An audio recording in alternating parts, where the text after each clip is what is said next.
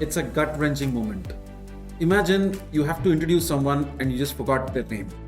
Or you're doing a presentation, company-wide presentation, and then you forget the vital information. And imagine again, you've gone to a party and people have introduced themselves. They've given their name, but then you can't recall their name. I'm pretty sure each of us have been through this scenario. And you're not alone in this journey. Most of us have faced this circumstances, and that's when we feel, why didn't I remember this? Or how could I forget that particular thing? So these are the common expressions which we have when we forget something. But there is a way around this to make sure we don't forget things more often.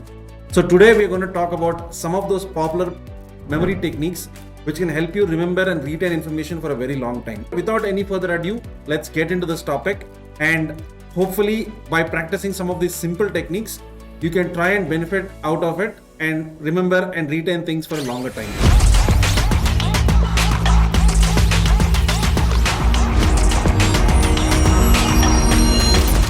Most importantly, be it in this fast-paced information overload environment, we need to have these set of principles which we follow on a regular basis so that we stay more organized, we can be more confident, we'll have peace of mind, and we'll not worry about trivial things. So today I'm going to talk about 5 techniques which are very simple to practice and something which you can use on a daily basis. The first topic I want to talk about is mnemonics technique.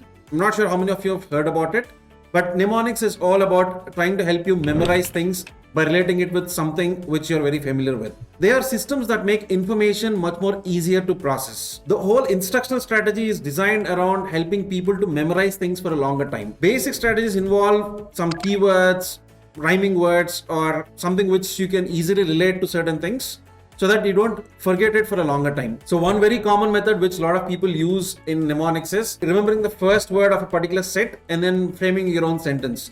For example, let's say you want to talk about a bunch of animals, and these are the names of the animals. For example, monkey, fox, whale, cats, and owl. So now just take the first letter of each of these different animals and try to frame a sentence in your own word.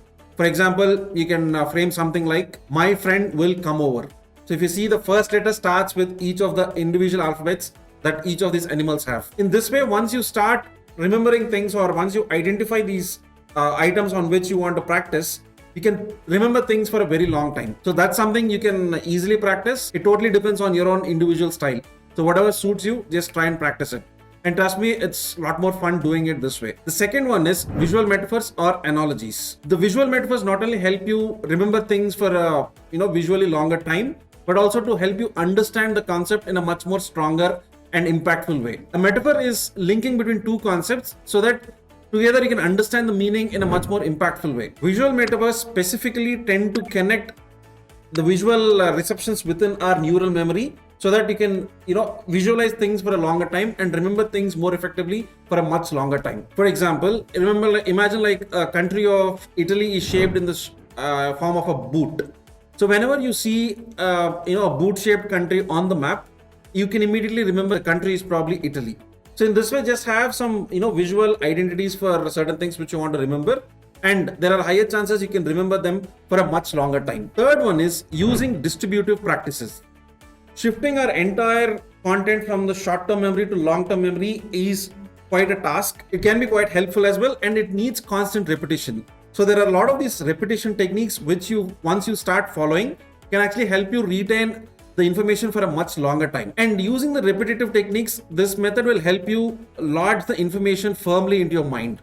That's one huge advantage of this particular method. So as I told, there are several methods of repetition, and one such important method which we can discuss about is the self-testing method. The one which is very popular in this particular segment is the flashcards.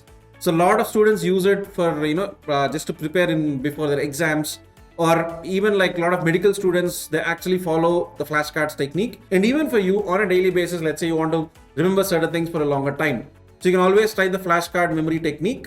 So it's all again based on this entire technique called spaced repetition, where you can just revise a particular topic at a spaced interval, and that can help you retain and store the information for a much longer time. And the best part is you can just make flashcards on different topics that can add up to your long-term memory. So up to you how you want to do it, and it's a very convenient and much more interesting way of doing things. So the thing is, if you are used to a certain way of learning, that gets quite boring.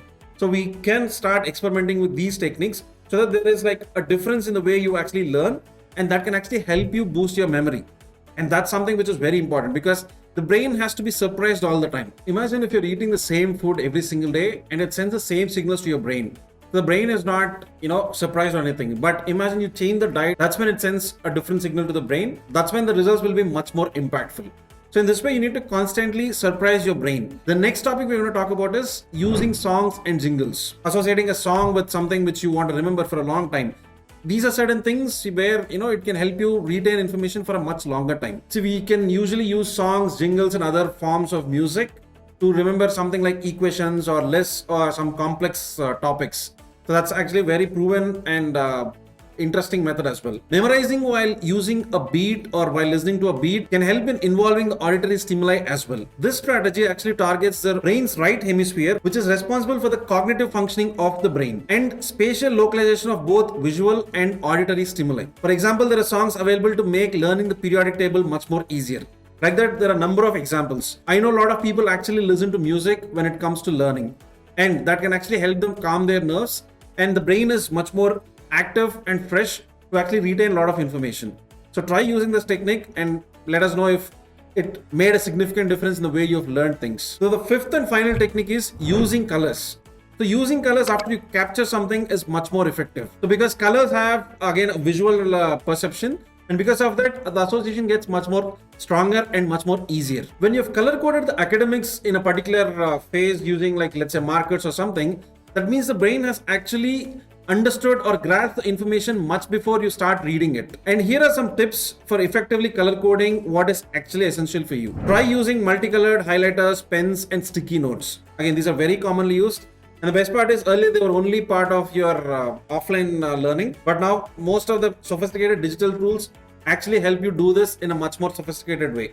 So try using it, and of course it goes without saying that Zoopley definitely helps you do that. Maintaining a color code consistency on particular topics will help you retain that particular information for a much longer time. For example, let's say you're reading about marketing or you're reading about cryptocurrency. So if you actually have the same color code for that, anything which you store around that particular topic, it will help you easily instantly recognize that okay, this color code is associated with this particular topic, and it's much more efficient doing it in this way. And most importantly, rather than color coding it while taking notes, it's better to color code it after you take the notes. In this way, you have more reasons to process the information and you're coming up with a fresh perspective, and that can actually help you to summarize things for a much longer time. So try doing it and you'll see a significant difference. So that's it. As I told, given this busy world which we are part of, we need to have certain practices in place. We need to have certain discipline, and more than ever, it's very important for us to constantly keep upskilling ourselves.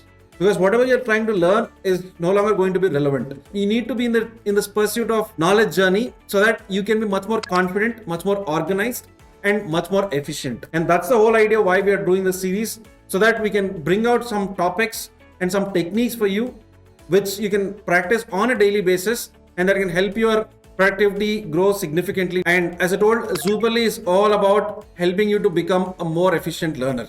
So as a learner, what all you require is something which we are tackling, and there are a number of changes that are taking place in Zoopley at the moment. So we can't wait to actually reveal the new version of the product so that you all can try it out and experience the magic yourself.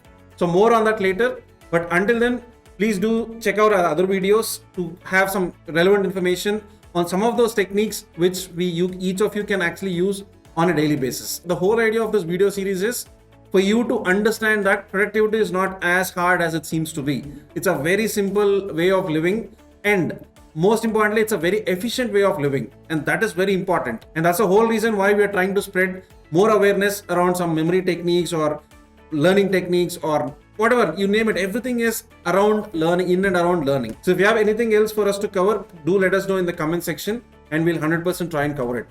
As usual, please do like, subscribe and comment on this video.